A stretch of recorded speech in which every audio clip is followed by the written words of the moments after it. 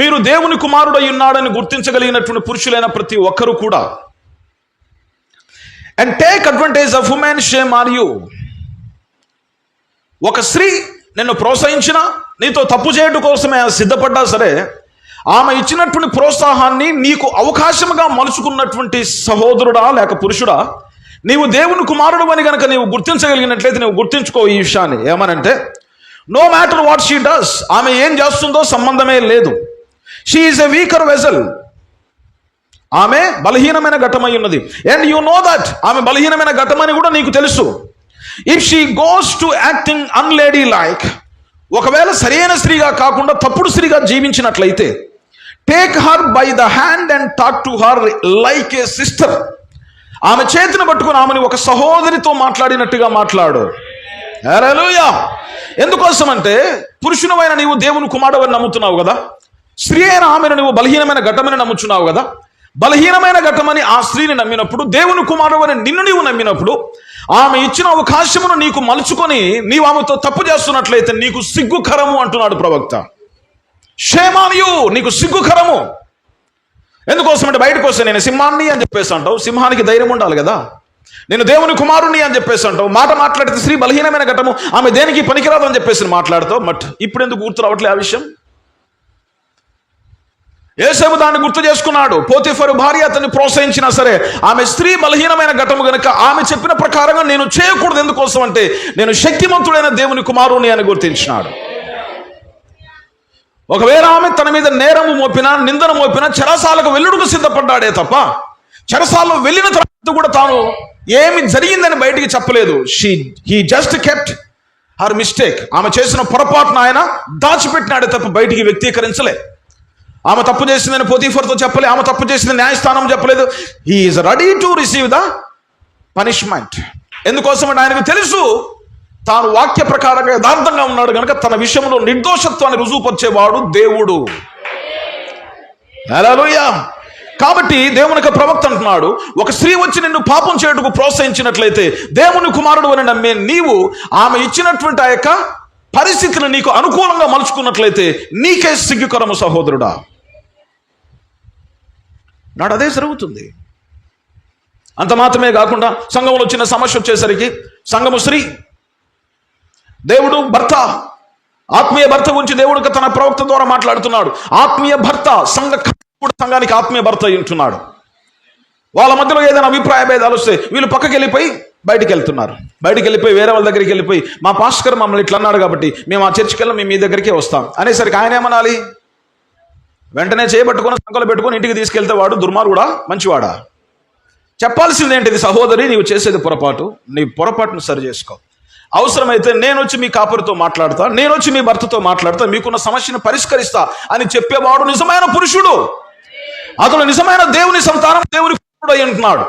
ఎవరైతే ఆ స్త్రీ ద్వారా వచ్చినటువంటి అవకాశమును చేజిక్కించుకుని ఆమెను చెడుపుటకు ప్రయత్నం చేస్తున్నాడు, వాడు దోచుకున్నవాడు, దొంగ, దుర్మార్గుడు అయి ఉంటున్నాడు. Is not son of God. దేవుని కుమారుడు కాదు, దేవుని సంతానము కాదు, దేవుని బీజం ఉన్నవాడు కాదు, దేవుడు ఆత్మ ఉన్నవాడు, దేవుని వాక్యము కూడా తెలిసిన వాడు కాదు. He may be reverend, he may be doctor, he may be Bible teacher, he may be Bible correspondent, he may be Bible lecturer, whoever it may be, doctor కావచ్చు, బిషప్ కావచ్చు, he is not of God. అతడు దేవునికి సంబంధించిన వాడు కానే కాదు. నిజమైన దేవునికి సంబంధించిన వాడు ఆ సమస్యను పరిష్కరించడం కోసమై ఆమెను తీసుకుని వచ్చి ఆమె భర్త దగ్గర కూర్చోబెట్టి ఆయనతో మాట్లాడి, ఇదిగో మీరు చేసిన పొరపాటు వల్ల నీ భార్య తప్పుగా అనుకుంటుంది కాబట్టి మీరు సరి చేసుకోండి అని చెప్పేవాడు నిజమైన దేవుని సంతానం. ఈనాడు సంఘాలు చీలిపోతున్నాయి. ఎందుకు చీలిపోతున్నాయి? అలాంటి దుర్మార్గులు చేయబట్టి, అలాంటి దొంగలు చేయబట్టి. కాబట్టి సంఘము గుర్తించాలి, భార్య గుర్తించాలి. నిజమైన భార్య ఏ రోజు కూడా ఎలాంటి పరిస్థితి అయినా సరే, ఆమె పస్తులు పడుకున్నా సరే తన భర్త గురించి చెడ్డగా బయట వాళ్ళకి చెప్పదు. చెప్తుందా? ఆ విధంగా చెప్పినట్లయితే she is not real women. ఎందుకంటే భర్త అవమానపరచబడితే భార్య అవమానపరచబడ్డట్లే. ఈనాడు ఎవరైనా ఇంట్లో ఫంక్షన్ చేసుకుంటున్నారు, లేకపోతే పెళ్లి చేసుకుంటున్నారు, ఇంట్లో భార్యకి చెప్పేసి భర్తకు చెప్పకుంటే భార్య వెళ్ళిపోవాలా? చాలామంది వెళ్ళిపోతున్నారు. నీకు చెప్పుకుంటే నాకేంది, నాకు చెప్పేసినారు, నాకు రెస్పెక్ట్ ఇచ్చినారు కాబట్టి నేను వెళ్ళిపోతానని చెప్పేసి అంటే ఆమె తన భర్తను గౌరవించట్లే. ఈనాడు ఆ విధంగా చెప్పే వాళ్ళకు బుద్ధి లేదనుకోవాలి మనం, అంతేనా? ఖచ్చితంగా కుటుంబ యజమానికి చెప్పాలి, అమ్మ మీ భర్త ఉంటే ఫోన్ ఇవ్వండి, ఫోన్లో మాట్లాడతాను. లేకపోతే ఇంటికి వచ్చినప్పుడు ఇద్దరిని కలిసి కూర్చోబెట్టి మాట్లాడతారు.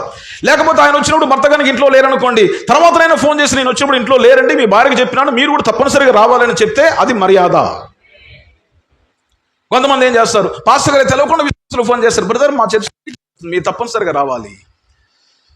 ఈయన ప్రశ్నించాలి ఏమని, మీరు మా పాస్టర్ గారికి చెప్పినారా? మా పాస్టర్ గారికి చెప్పి ఆయన సంఘంలో అనౌన్స్మెంట్ చేస్తే మేము వస్తాం, లేకపోతే లేదండి అని చెప్తే ఆమె నిజమైన భార్య, అతడు నిజమైన విశ్వాసి, ఆమె నిజమైన విశ్వాసి. ఆమె చేయాల్సింది అది. దోచుకున్న వారు దొంగలు ఎక్కువైపోయినారు. పాస్టర్ గారు చెప్పకుండా విశ్వాసులకే ఫోన్ చేసి పిలుస్తున్నారంటే అర్థం ఏంటిది? వాళ్ళు తప్పు, వాళ్ళ విధానం తప్పు. దాన్ని బట్టి అర్థం చేసుకోవాలి, వాళ్ళ దగ్గర దేవుని ఆత్మ పనిచేయట్లేదు. యథార్థమైన హృదయం కలిగిన వారు, యథార్థమైన ప్రవర్తన కలిగిన వారు, యథార్థమైన జీవిత విధానం కలిగిన వారు, దేవుని యొక్క వాక్యానికి క్రమానికి రెస్పెక్ట్ ఇచ్చే వాళ్ళు ఎవరైతే ఉన్నారో సంఘానికి ఆహ్వానాన్ని పంపిస్తారు. పాస్టర్ గారు చెప్తారు, పాస్టర్ గారు మా సంఘంలో మీటింగ్స్ ఉన్నాయి, మీరు తప్పనిసరిగా రావాలి, మీ సంఘంలో అనౌన్స్మెంట్ చేయాలి. That is a protocol. అది కాకుండా పాస్టర్ గారికి తెలవకుండా సంఘ విశ్వాసులకు ఫోన్ చేసి రహస్యంగా మాట్లాడి రహస్యంగా పిలిపించుకొని, ఒకవేళ విశ్వాసులు ఏమైనా మనస్పర్ధలు వచ్చి బయటికి వెళ్ళిపోతే, ఈ ఆదివారం నాడు సంఘానికి వెళ్ళిపోతే వాళ్ళకి ఎన్ని తెలిసిపోతుంది, వాళ్ళకి ఎట్టి తెలుస్తుందో మనకు అర్థం కాదు.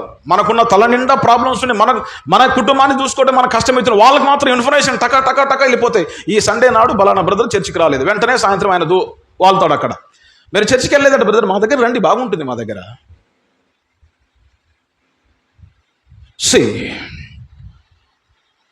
నీవు దేవుని కుమారుడు అని నమ్మినట్లయితే, స్త్రీ బలహీనమైన గర్భాన్ని ఎరిగినట్లయితే, ఆమె తప్పు చేయుటకు నిన్ను ప్రోత్సహించినా సరే ఆమె చేతిని పట్టుకుని ఆమెతో ఒక సహోదరితో మాట్లాడినట్టుగా మాట్లాడి ఆమె సరిచేసినట్లయితే నీలో ఉన్న దేవునికి ఆత్మ రుజువుపరచబడుతుంది.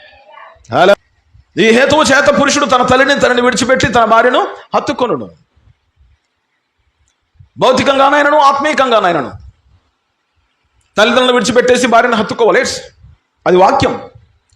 పెళ్లి కాగానే అప్పటి వరకు తల్లిదండ్రులు చేసినటువంటి త్యాగాలు మర్చిపోయి, తల్లిదండ్రులు ఇచ్చినటువంటి వెల్ఫేర్ను మర్చిపోయి, తల్లిదండ్రులు ఇచ్చిన ఆస్తులు మర్చిపోయి, అన్ని పక్కకు తీసేసుకొని తల్లిదండ్రులను బయటికి వెళ్ళగొట్టే కుమారులు.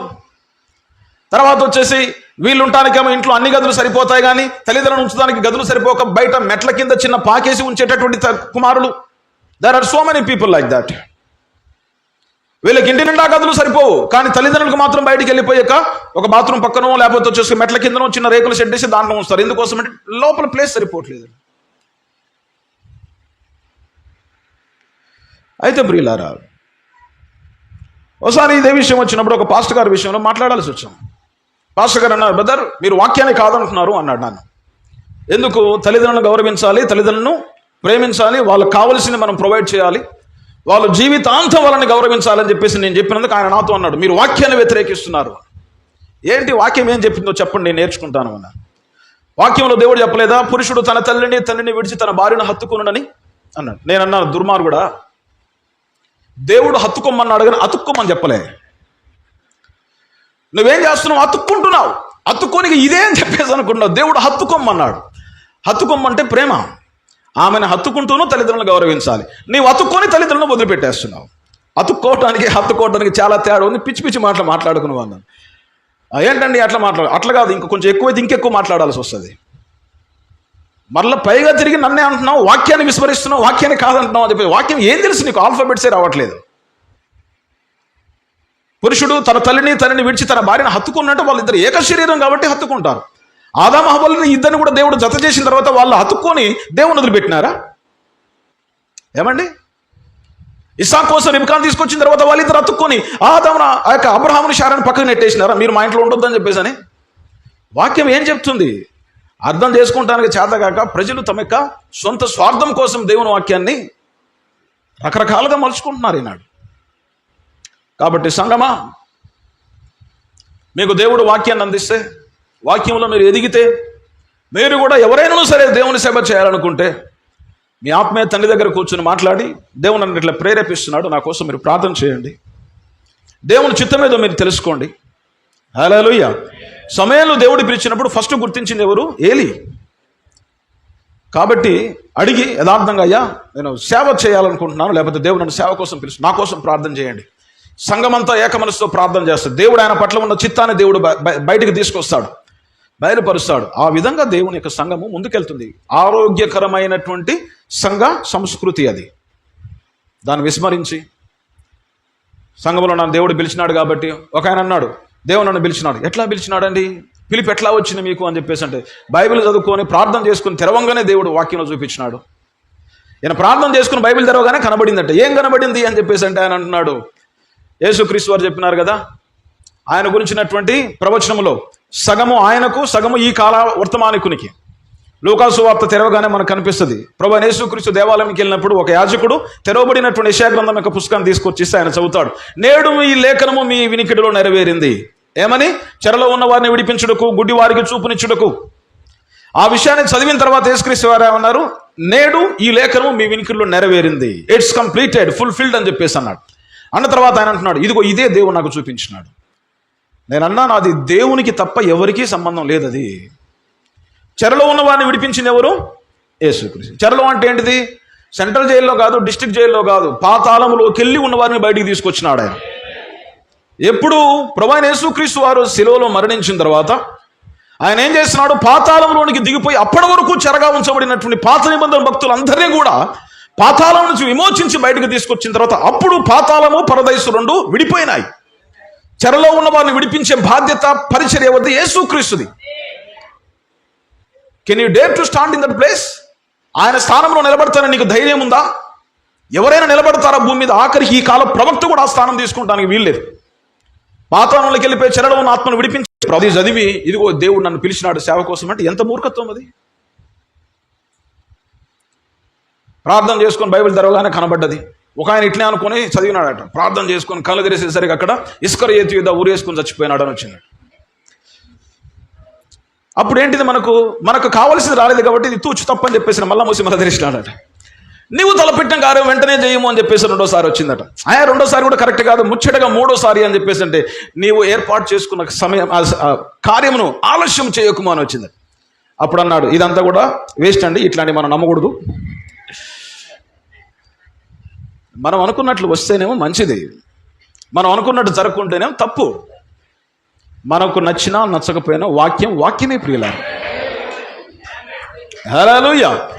వాక్యమే. God is not going to his mind about anything. ఎవరి కోసము దేవుడు తన మనసును మార్చుకునేవాడు కాదు. ఆయన తన క్రమంలోనే వెళ్తాడు, తన పద్ధతిలోనే వెళ్తాడు, తన వాక్యంలో ఉన్నది ఉన్నట్లుగానే దేవుడు తీసుకొస్తాడు. కాబట్టి రాత్రికాల సమయంలో మనమందరం వాక్యానికి తల వంచుదాం. వాక్యం యొక్క క్రమానికి